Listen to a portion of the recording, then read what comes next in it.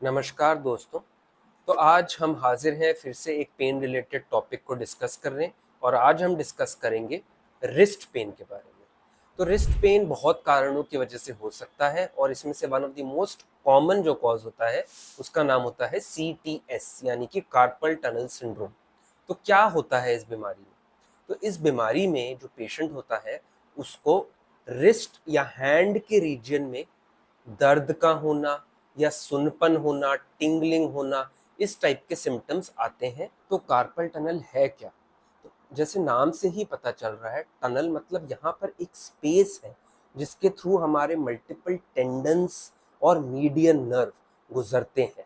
और अगर इस टनल या इस स्पेस की नैरोइंग हो जाए या और मल्टीपल कॉजेज हैं जो हम डिस्कस करेंगे, जैसे आसपास के टेंडन्स की साइनोवियल शीथ की स्वेलिंग हो जाए, तो जो नर्व यहाँ से गुजर रही होती है जिसका नाम मीडियन नर्व होता है वो कंप्रेस हो जाती है, यानी वो दबने लगती है। और इसी नस के दबने की वजह से ये सब सिम्टम्स होते हैं जिसको हम कार्पल टनल सिंड्रोम बोलते हैं।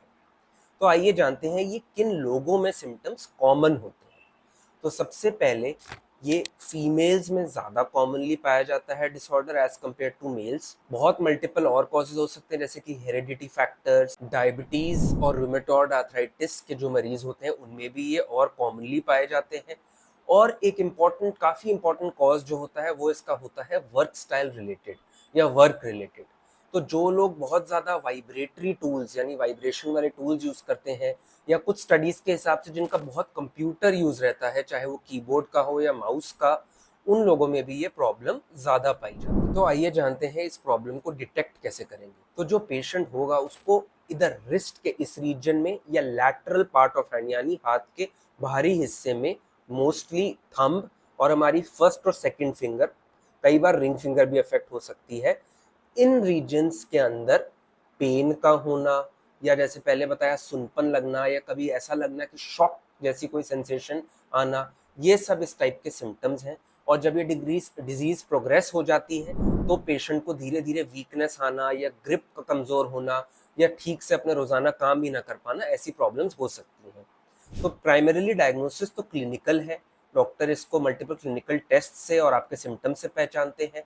इसके अलावा कुछ नर्व कंडक्शन स्टडीज़ रहती हैं जो इसको डिटेक्ट करने में हेल्प करती हैं। और सबसे इम्पॉर्टेंट अल्ट्रासाउंड। तो इस रीजन के अल्ट्रासाउंड में देखा जाता है कि कोई मीडियन नर्व की कंप्रेशन तो नहीं है, और ये इससे पता लग जाता है कि एक्चुअली में कार्पल टनल सिंड्रोम है या नहीं। कुछ रेयर केसेस में जिसके अंदर अल्ट्रासाउंड से भी डिटेक्ट ना हो पाए और कंफर्मेशन के लिए MRI ऑफ द रिस्ट यानी MRI स्कैन की भी ज़रूरत पड़ सकती है। स्पेशली ये जानना चाहते हैं कि यहाँ पे कोई मांस या कोई गांठ तो नहीं है जो नस को दबा रही है, ऐसे केसेस में MRI का काफ़ी रोल रहता है। तो आइए जानते हैं कि इस डिजीज़ को प्रिवेंट कैसे करें कि ये हो ही ना। तो सबसे इम्पॉर्टेंट वर्क स्टाइल रिलेटेड जो चेंजेस हैं उन पे हमें ध्यान देना होता है। जिन लोगों का कंप्यूटर यूज़ बहुत ज़्यादा है उनके लिए स्पेसिफिकली अपना पोस्चर ठीक से मेंटेन करना बहुत ज़रूरी है। और कॉमनली जो सब लोग मिस्टेक करते हैं वो ये करते हैं कि अपना पोस्चर स्क्रीन के हिसाब से एडजस्ट करते हैं, जो कि करेक्ट नहीं है। स्क्रीन को आपको अपने पोस्चर के हिसाब से एडजस्ट करना चाहिए और पोस्चर इस तरीके से रखना चाहिए कि आपकी शोल्डर्स और बैक बिल्कुल स्ट्रेट रहे। इसके अलावा रिस्ट के पोस्चर की भी वैल्यू है। बहुत ज़्यादा बेंट फॉर्म में अगर कीबोर्ड या माउस यूज़ कर रहे हैं तो उससे ये प्रॉब्लम बढ़ती है। इसलिए एक रिलैक्स्ड मिडिल पोजीशन रहनी चाहिए। और जब भी कीबोर्ड या माउस क्लिक कुछ भी कर रहे हैं तो बहुत ज़्यादा फोर्स से ना करें और सॉफ्टली या जेंटली करें। इसके अलावा ब्रेक्स, बीच बीच में शॉर्ट ब्रेक्स लेना बहुत ज़रूरी है। अगर आपको इक्विपमेंट अर्गोनॉमिकली ठीक नहीं लग रही है तो आप अपना माउस या कीबोर्ड चेंज करें जो आपको कंफर्टेबल लगता है। And last but not the least, ये प्रॉब्लम कोल्ड वेदर या हाथ के ठंडे रहने से भी बढ़ती है, इसलिए स्पेशली सर्दियों में या विंटर्स में अपने हाथ को वार्म रखिए।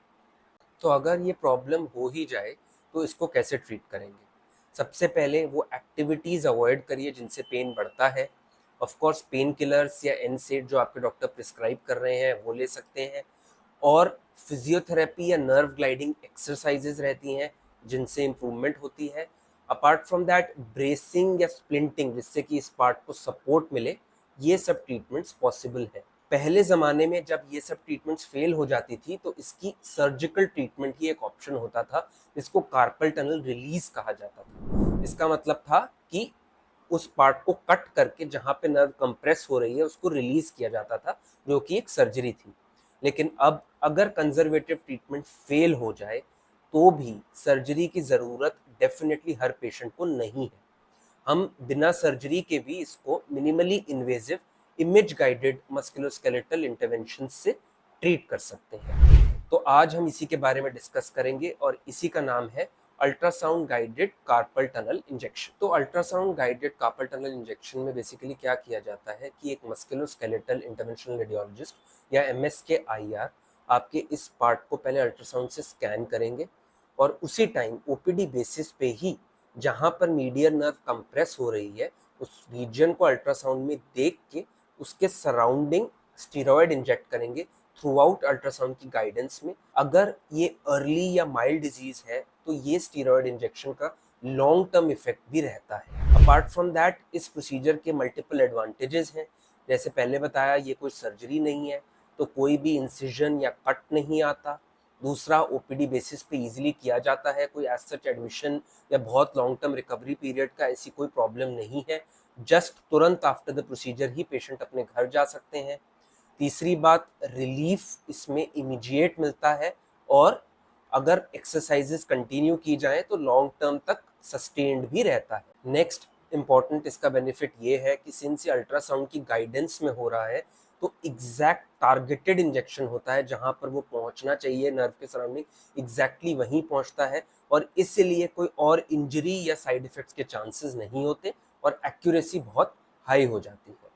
तो नेक्स्ट वीडियो में मैं दोस्तों आपको यही ultrasound guided steroid injection for carpal tunnel syndrome का लाइव केस दिखाऊंगा कि कैसे ये ट्रीटमेंट 2 से 3 मिनट में बिल्कुल मैजिकली हेल्प करती है और इन पेशेंट्स को बिना सर्जरी के कैसे हम हेल्प कर सकते हैं।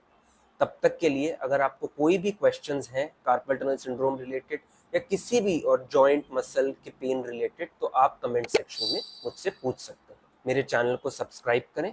धन्यवाद।